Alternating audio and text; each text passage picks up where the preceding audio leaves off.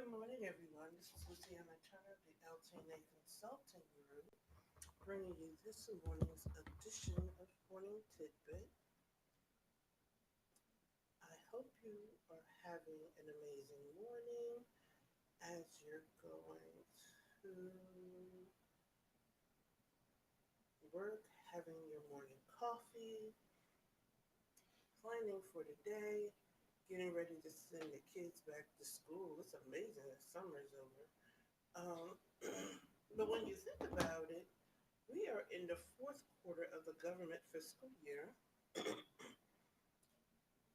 So time is just flying, and there's just a lot that we have to do, that we have accomplished, and then there's a short amount of time left in the year.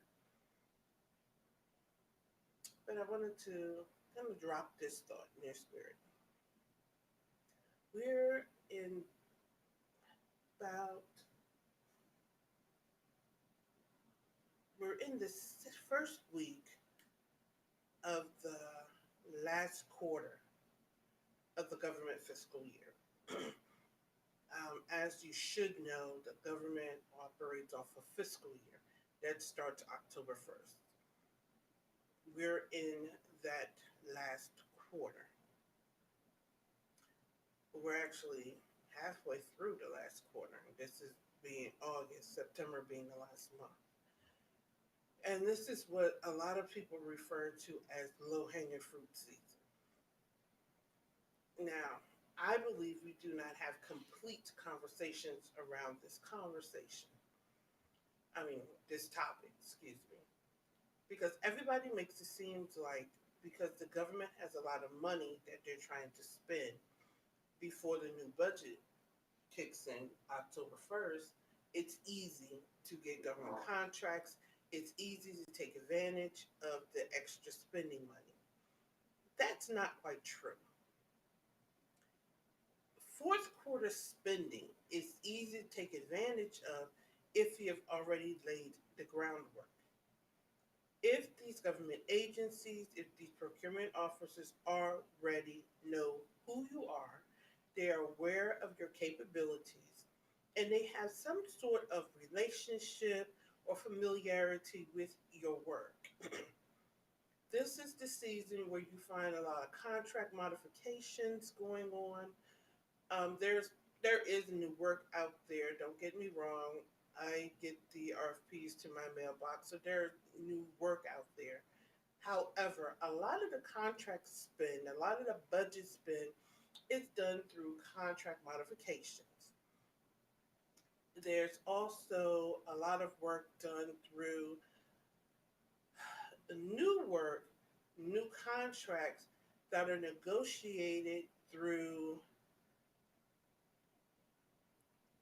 deals made where they can justify just making a deal with a contractor they've already done work with through purchasing tickets or purchasing vehicles where they can avoid the RFP process altogether.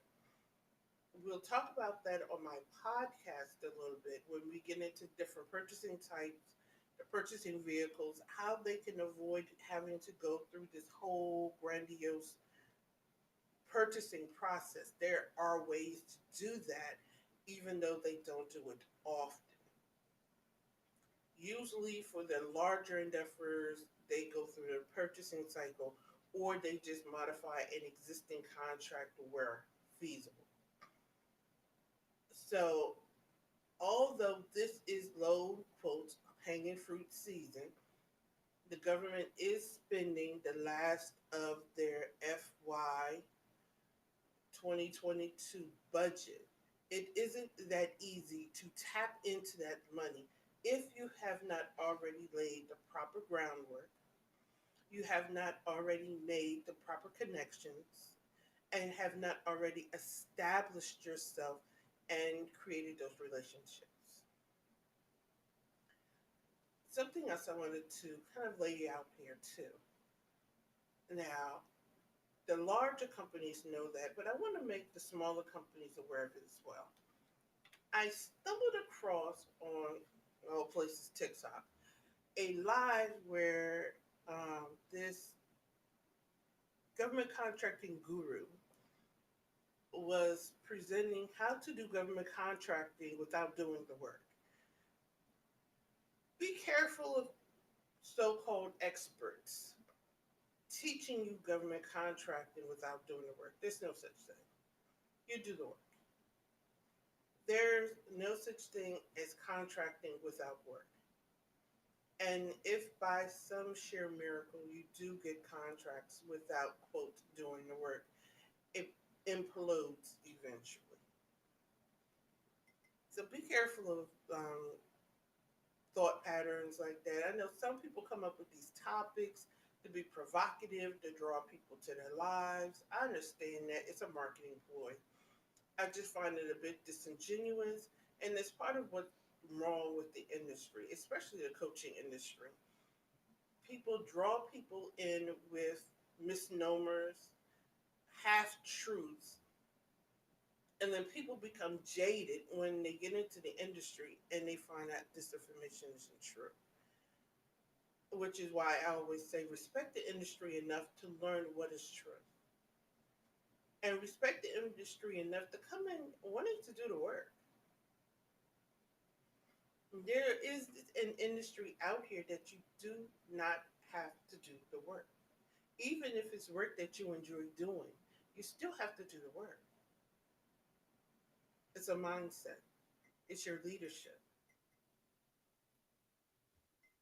So, as I close out today, as I alluded before, I have a podcast going live starting next month.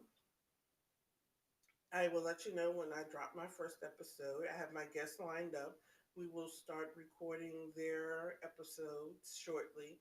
You'll be blown away. We're talking all things government contracting, but we're also talking about some of the corollary things. Your business side has to be in order. And I really do believe, especially those new to the industry, you forget you're a business. So your business side must be in order. And in all things, you must be compliant. You must be compliant with industry regulations and government contracting.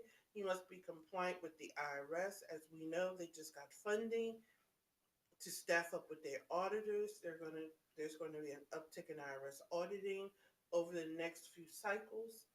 You must be compliant with your state and state regulations. Then you must be compliant with whatever industry that you're specialized in, whether that be engineering, construction. All of these things have their own rules and regulations that you must stay compliant with it. And if you do not have policies or procedures in place, get on my calendar. You know, I can help you with establishing those compliance policies or procedures and ensuring, because let me tell you, a non-compliance is costly and can shut down your business. And you have a fiduciary responsibility to yourself and to your employees and your clients to maintain compliance so that you can perform at a high level of excellence. And with that, I will see you tomorrow morning for another installment of Morning Tidbits. I'm Luciana Turner, and I will see you on tomorrow. Have a wonderful day.